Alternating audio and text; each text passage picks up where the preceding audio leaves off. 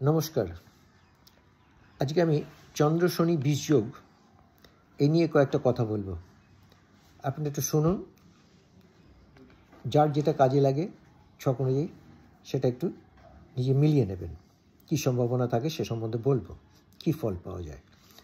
আর যদি ভিডিওটা ভালো লাগে তাহলে লাইক করবেন, শেয়ার করবেন এবং চ্যানেলটাকে সাবস্ক্রাইব করে বেল আইকনটা টিপে দেবেন, যাতে এরকম ভিডিও আপনারা পেতেই থাকেন যখনই হবে তখন। বলছি শুনুন, চন্দ্র মানে জল আর শনি হচ্ছে কুল প্ল্যানেট, মানে ডিপ ফ্রিজ, প্রচণ্ড ঠান্ডা কোষের মধ্যে থাকে। তাহলে চন্দ্র শনি, চন্দ্র হচ্ছে কর্কট রাশি, এর সাথে যদি পুষ্যা নক্ষত্র পড়ে তাহলে ওটা ক্যান্সারের বাহক হয়ে যায়। সুতরাং যাদের চন্দ্র শনি এরকম পুষ্যা নক্ষত্রের সাথে রয়েছে কানেকশান, তাদের কিন্তু একটা ভয় আছে, সেটা ভয় হচ্ছে তাদের ক্যান্সারের যোগ হয়ে যায়।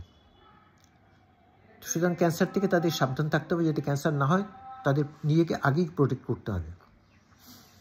অনেক কিছুই আছে আজকাল বেরিয়ে গেছে যাতে প্রোটেক্ট করা যায়, আর হলেও যাতে সেরে যায়। হবেই না, হতেই দেবে না, অনেক আইটেম আছে, সেগুলো না পরের ভিডিওতে বলবো। খাবার দাবারের ব্যাপারে আছে।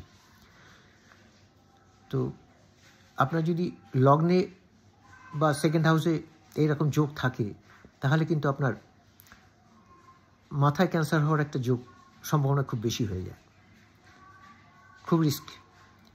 এছাড়া যদি এটা থার্ড হাউসে থাকে, কানেকশন হয়, থার্ডে থাকলে কী হয়, গলায় ক্যান্সারের সম্ভাবনা থাকে।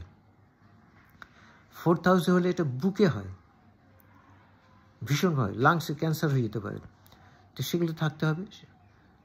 সব কিছু বলছি না, ভালো লাগছে না বলতে এসব, তবু বলছি, যদি সিক্সথে কানেকশন হয়ে যায় পেটে বা কোমরে, ওইরকম জায়গায় ক্যান্সার হতে পারে। তো আপনাদের সবাইকেই বলছি একটু সাবধান থাকবেন। এই যোগটা শনিচন্দ্র বীজ যোগ, তারপরে যদি এরকম নক্ষত্রের সাথে থাকে যে ক্যান্সার রোগ উৎপত্তি হতে পারে, বাতজ রোগ হতে পারে, নানা রকম পারিবারিক অশান্তি, অভাব, নানা রকম মানসিক হতাশা, এই চন্দ্র শনি বিশাল রোগের উৎপত্তি হয়েছে। আবার কী হয়, চন্দ্র এইদিকে এটা ছুচিবায়ুগ্রস্ত হয়ে যায়।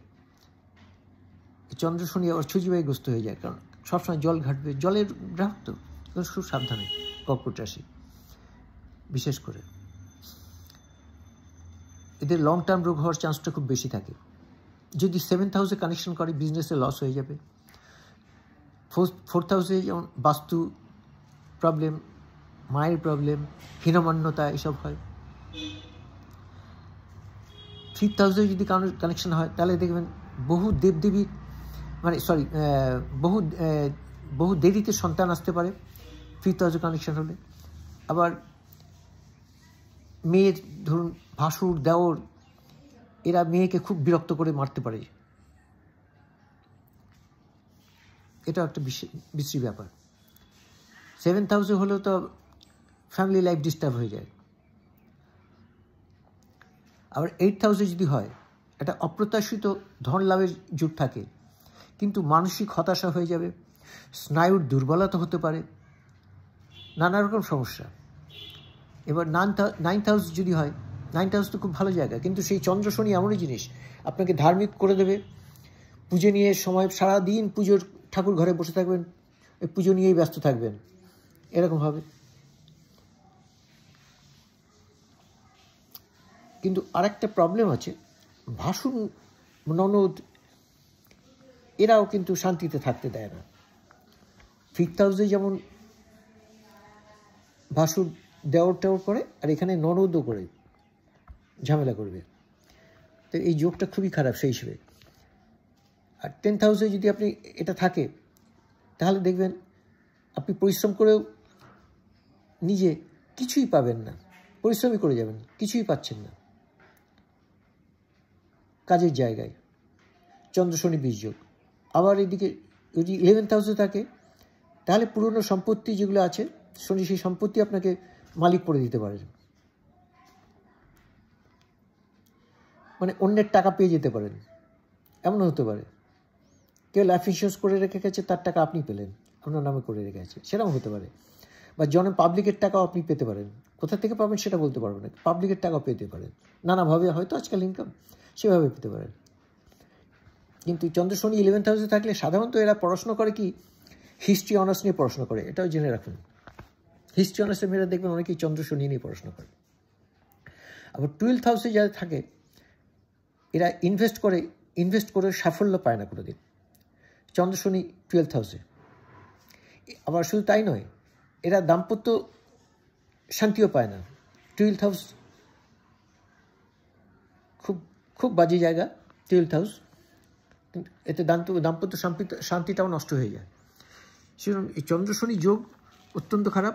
পারলে কোনো যাদেরই থাকবে তারা একটু অ্যাস্ট্রোলজার দেখিয়ে ভালো ট্রিটমেন্ট বা কোনো কিছু চিকিৎসার ব্যবস্থা আগে থেকেই করবেন, সাবধান হয়ে যাবেন যাতে এই রোগটা না হয়, সেটাই চেষ্টা করবেন। আজকে এইটুকুই বললাম, এটাকে ভালো লাগলে সবার মধ্যে শেয়ার করে দেবেন। কোনো ইম্পর্টেন্ট ভিডিও তো একটু জেনে রাখা দরকার প্রত্যেকেরই। আপনার আত্মীয় স্বজন, বন্ধু বান্ধব, নিজেদের ফ্যামিলি শুধু নয়, বন্ধু বান্ধবের মধ্যেও দিয়ে দেবেন ছড়িয়ে। কারণ চন্দ্র শনি বীজ যোগ খুব খারাপ যোগ, তার উপরে যদি পুষ্য নক্ষত্র হয়, ক্যান্সারের জায়গা, গলায়, বুকে, কোমরে, পিঠে, মানে মাথায় কোন জায়গায় না ক্যান্সার হতে পারে, এক একটা জায়গায় থাকলে এক একটা। সুতরাং এই ব্যাপারটা আপনারা খুব সাবধানে থাকবেন, আর চিকিৎসাটা অবশ্যই করবেন, আর যতগুলো প্রোটেকশন নেওয়ার দরকার নেবেন, খাওয়া দাওয়াটাও ঠিক রাখবেন। তবে একটা ছোট্ট জিনিস বলে দিই আপনাদের, ক্যান্সার থেকে বাঁচতে গেলে, সব ক্যান্সার হবে না কিন্তু দু একটা ক্যান্সার, যেহেতু লাং ক্যান্সার বা পেটের ক্যান্সার, ইউটেরাসের ক্যান্সার, এরকম যদি, তাহলে আপনি ওই ফ্ল্যাক্সিড গুঁড়ো করে যদি খেয়ে দেখতে পারেন, এর ক্যান্সার জার্ম মেরে দেয় সাংঘাতিকভাবে, তো সে খেতে পারেন। আরও কিছু আছে, গোলমরিচ খেতে পারেন, প্রস্টেটের এতে মিটিয়ে দেবে অনেকটাই। কিন্তু এরকম সেটা না, আলাদা ভিডিও করে আপনাদের জানাবো কোন খাবার খেলে ক্যান্সার থেকে কীভাবে রক্ষা পাবেন। আজকে এইটুকুই বললাম, এটা পারলে বন্ধুবান্ধবের মধ্যে শেয়ার করবেন, লাইক করবেন এবং সাবস্ক্রাইব করে দেবেন।